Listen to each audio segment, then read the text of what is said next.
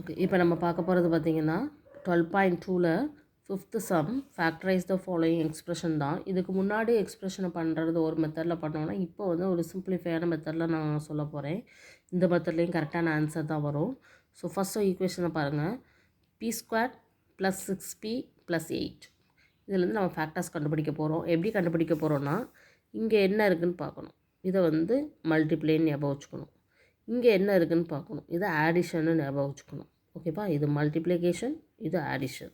So ஒரு expression மாதிரி நான் எழுதுகிறேன், இப்படி போட்டுக்கிறேன். மல்டிப்ளை பண்ணால் எனக்கு 8 வேணும். அதே நம்பர் ஏதோ ஒரு 2 நம்பர்ஸை மல்டிப்ளை பண்ணால் எனக்கு 8 வரணும்.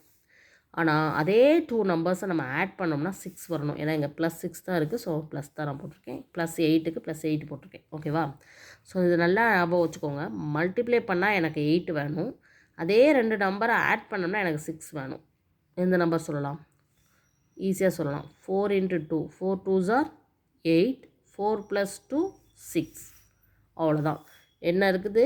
எல்லாமே Pயில் இருக்கிறதுனால ஆன்சர் இஸ் P + 4 × P + 2 டைரெக்டாகவே எழுதிடலாம், தப்பே கிடையாது. ஓகேவா? நம்ம நிறைய ஸ்டெப்ஸ் ஃபாலோ பண்ணுறதுக்கு இப்படி டைரெக்டாகவே எழுதலாம். ஸோ நெக்ஸ்ட் சம் அதே மாதிரி q² - 10q + 21ல் எனக்கு மல்டிப்ளை பண்ணால் 21 வேணும்.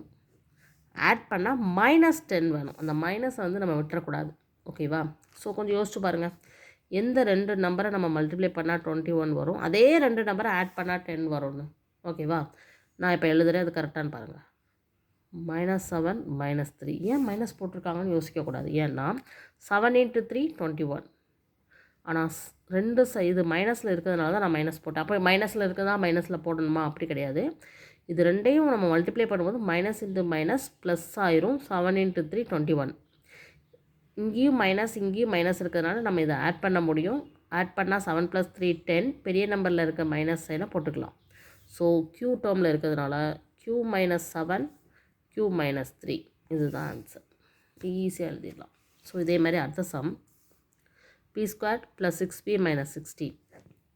இப்போ இங்கே வந்து மல்டிப்ளையில் மைனஸ் இருக்குது, ஆடிஷனில் ப்ளஸ் இருக்குது. So you follow it. எந்த 2 நம்பரை மல்டிப்ளை பண்ணால் 16 -16 வரும், எந்த 2 நம்பரை நம்மளுக்கு ஆட் பண்ணும்போது 6 வரும். எது யூஸ் பண்ணலான்னு பாருங்கள்.